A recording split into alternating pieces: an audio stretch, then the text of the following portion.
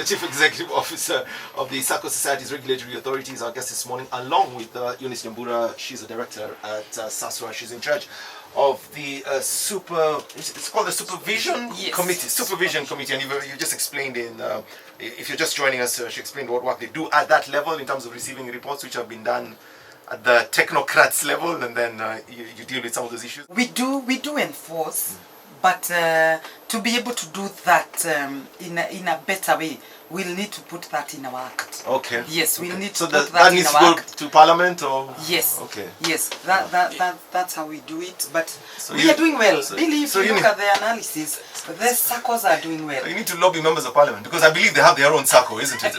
Yes, they have. Isn't there a Bunge Sacco? Yes, they have Bunge Sacco. Yeah. Yeah, but our SACCOs are doing well. But everywhere there are challenges. But I would say our major issue is governance. But we are doing well. We have plans to regulate them in a better way. But we do check. Like my CEO is saying that we get reports. From the report you can tell which Sacco is going down. So you go there, do an inspection, and know which are these particular issues that are making this Sacco maybe like have liquidity issues and all that. Is it an issue of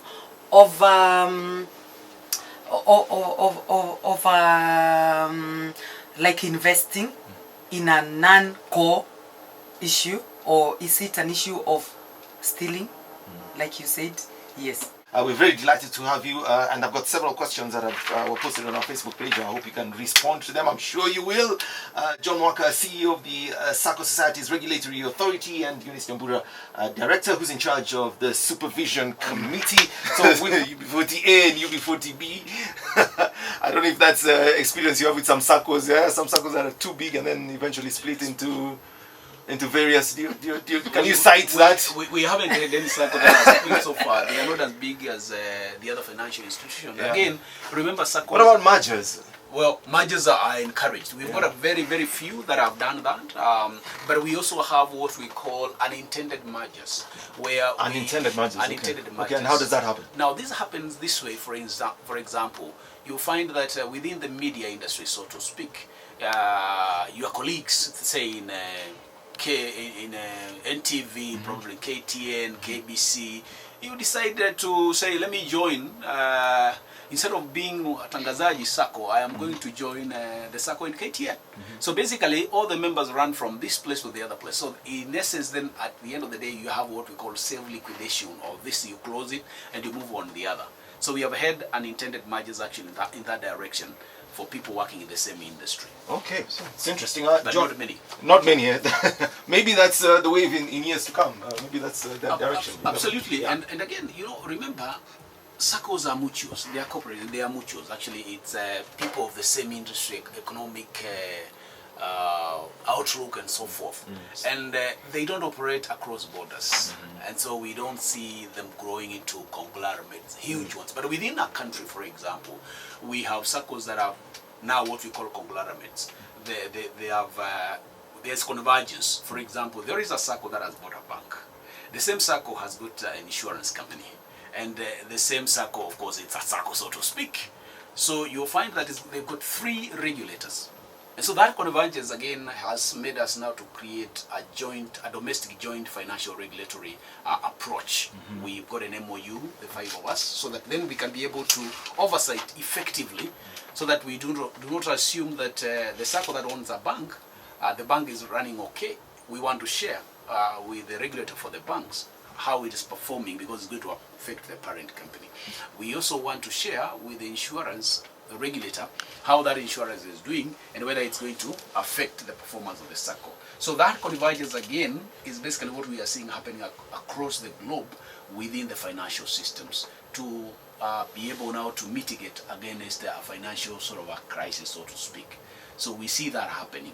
But let me just respond. Is your own background, is your own background in the financial sector, or what's your own background, Mr. Walker? My background is financial sector. I know Mr. Walker wants to respond to that issue of governance.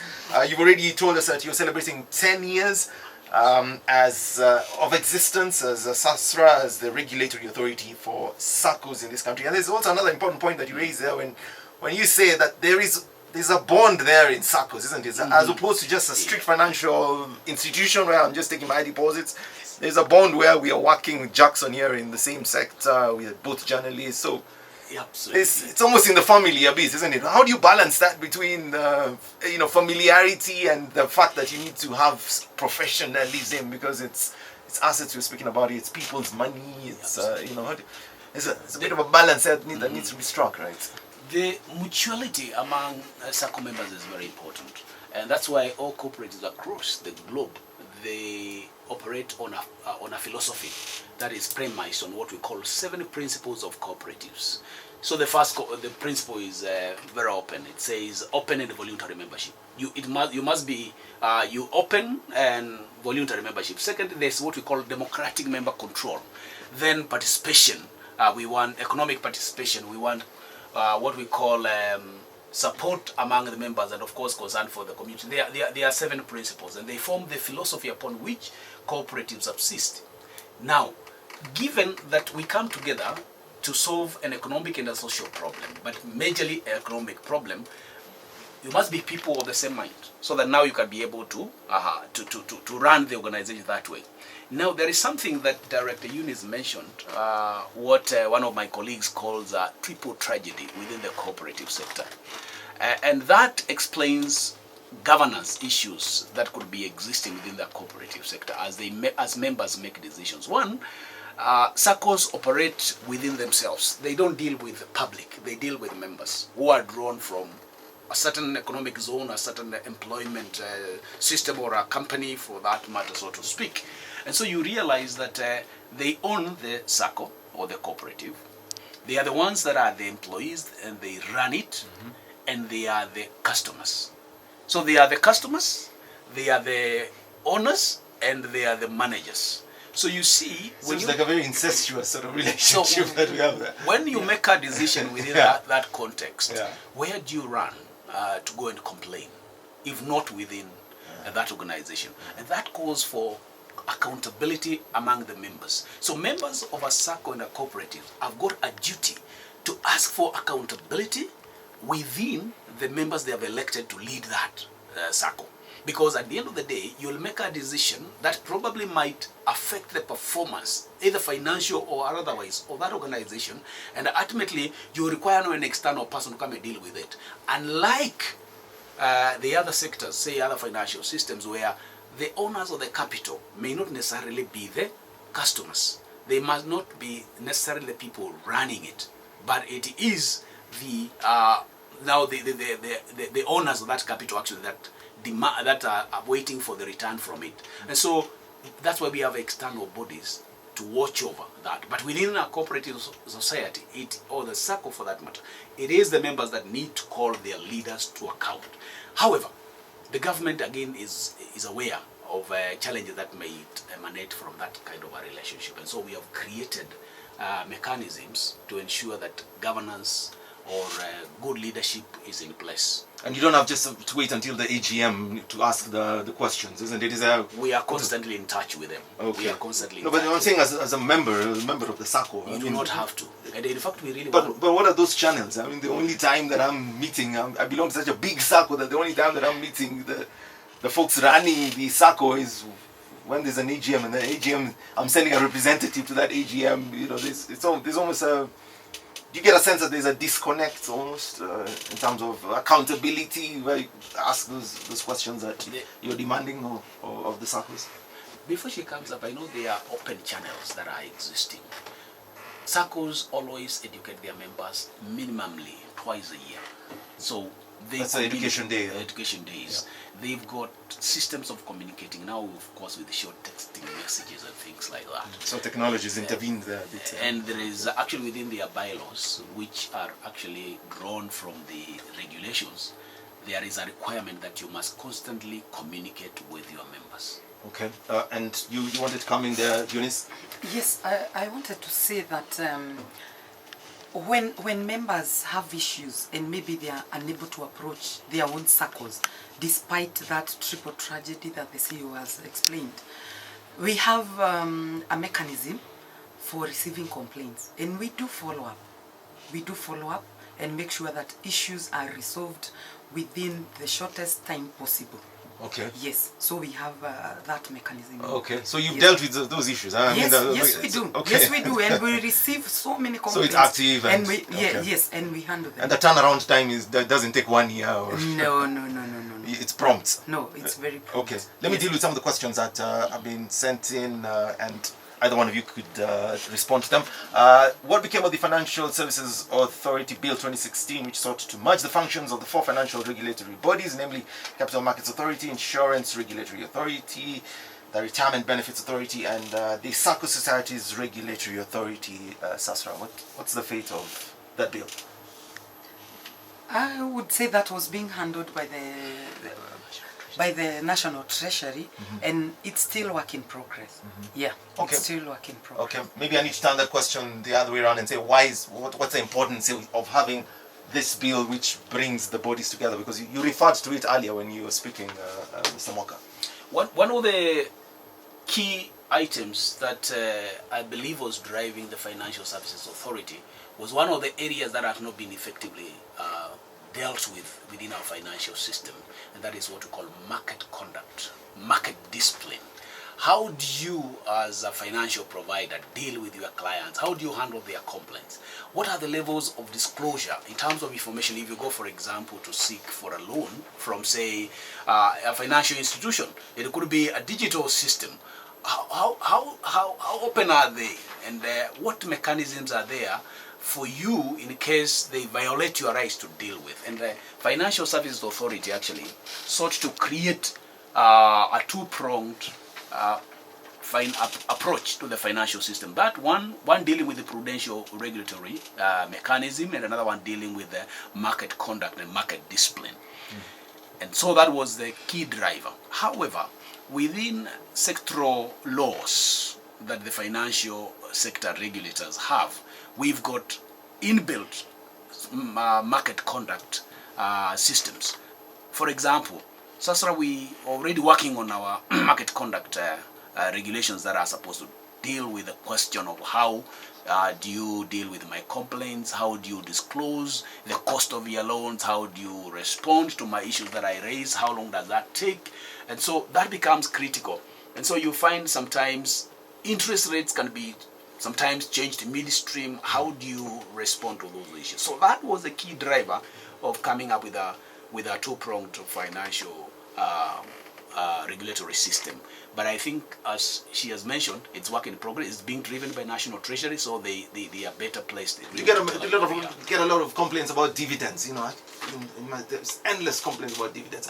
Dividend $1 this year. I mean, is there a lot of complaints about that? And how is it determined? You know, so that we know that this year it's 3%, or does it shift according to market trends? You know, what determines all those issues? That is a very emotional question. It is. I feel it. Within the Sacco industry. And for a long time, we have marketed Saccos as a place where you'll really get very good dividends. But I think I want to flip over that question and ask, what is the cost of the loans that we get from our Saccos? What are the rates? How do they compare with the banks and commercial banking? Yeah, but even access. I mean, to give credit to the Saccos, even access. I mean, I've been banking in the same bank, which I've not mentioned for all my working life, but getting even 10,000 bob from that bank. 10,000 bob? Getting 10,000 bob, that will be a windfall. It's a nightmare. But my Sacco has made it so much easier to access that money, and as you're saying, at a very affordable rate. So that's credit given where it's due. And that is what. But deal with this other issue of. That is what I think, and I want to urge members to really be interested in how efficient, how quick you are able to get, and what is the cost of this loan that you are getting from a Sacco. Because normally we use 1% of reducing balance, and effectively that translates to about 6.5%. But this Sacco at the end of the year gives you back 10%. So if the loan is costing, if you're very lucky, you get 60%. 10%. And of course, we are really now encouraging them to build what we call own capital, using some savings. Because at the end of the day, do not apply members' savings into developing and growing and expanding the Sacco. You need to create your own capital. Yeah. That belongs to the Sacco, but not to the members. Yeah, but we also don't want to see so much money being spent on administrative issues. A huge chunk of members' funds being spent on administrative issues, isn't it? Creating efficient ways of you accessing your money. Because you see, key of any financial system is access. Absolutely. Can you access your money from right now in this studio? Can you access money in your bedroom? Can you, and that is that's where now the savings and the capital that you are able to get goes to expand. Good. Here's a question. Are you satisfied as an authority with the kind of presence that you have on the ground? Kwa ground vitu ni tofauti always. Many people might not be out, and that's why I guess we're bringing you to this show, isn't it? So that we know that there is an authority that exists, and these are the functions of the authority. How are you getting out there after 10 years? What's your strategy to reach out and to engage with people around the country? All right. Thank you very much, Billy. Well, we need to increase our presence on the ground. But currently, as I told you, is that we are really leveraging on IT and technology to reach many members as much as it's practically possible. But we do realize that we need to have presence on the ground, but we need to look at our resources and the structure that we are going to move into the ground. But again, remember, cooperatives as they are, and it's important that we need to work together with the county governments. Is that cooperatives inform the way they are devolved. But the money business is not devolved. It's a national issue because of standardization and things like that, and the security issues that comes with the finances. But how are we on the ground? We work together with the Commissioner for Cooperative Development, who has staff across every county in the country. And every county has actually a ministry that is in charge of cooperatives and therefore Saccos for that. But we coordinate with them. We've got a network of cooperative officers across the country. And so we liaise with them, we work with them, we share information with them, and where we are needed, actually we are able to attend. Now, we also have what we call industry associations. We have got an apex body called the Cooperative Alliance of Kenya, and we've got an industry association for Saccos called the Kenya Union of Saccos, that is KUSCO. And so we collaborate and partner together to ensure that services have reached even the very lowest, the farthest part of our country. Okay. Sorry, I really need to rush you along because time is flying by, but there was a question because you talked about your resources, and there was a question here. Does SASRA have its own funding? How does it use it according to the Act? And who watches over the regulator in your day-to-day running? So, you want to respond to that? I'm with my director, my employer. They gave me the job as a CEO, and so they are appointed. The chairman is appointed by the president as a government parastatal. As a government parastatal, we are oversighted by many organizations, including, first, we are audited by the Kenya National Audit Office. Now, secondly, we are under what we Inspector General of State Parastatus. And therefore, we report, as a CEO, of course, I report to the board and to the peers and the CEs on the performance of my work. And so there are many organizations that are oversighting us, and the board has a responsibility to ensure that, of course, the organization is running efficiently. In the event that a Sacco starts to show signs of distress and the members are a little worried, how do you go about providing a remedy as the regulatory authority? What we do if we realize that there is an issue, sometimes there are real issues and others are imagined. Like I know there was a Sacco where. But you have a responsibility to investigate even the imagined ones. Yes, that's why I'm coming to. Right. There are real issues and imagined issues. So we look into that because we normally get reports every other time, and we have a very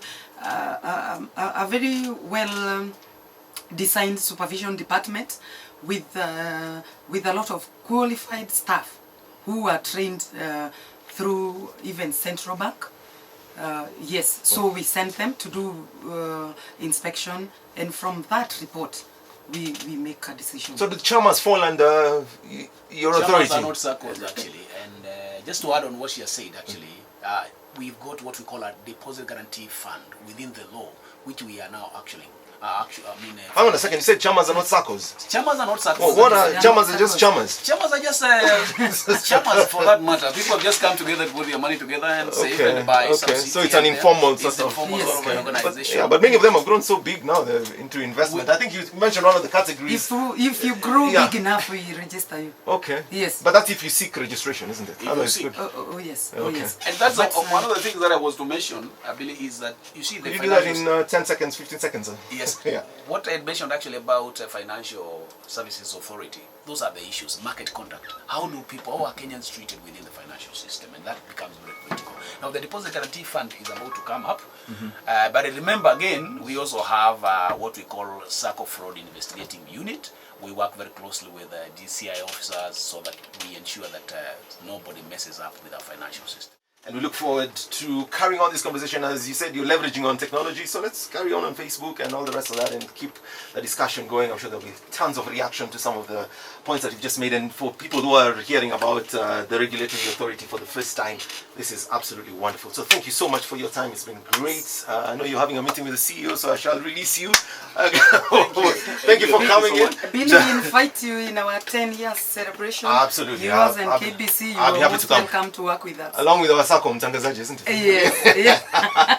John Waka, Chief Executive Officer of the Sacco Society's Regulatory Authority, and thank you so much, Eunice Nyambura, Director of SASSA, who's in charge of the Supervision Committee, and we look forward to carrying on this discussion both online and on other platforms. Thank you so much. Thank you for hosting. Thank you.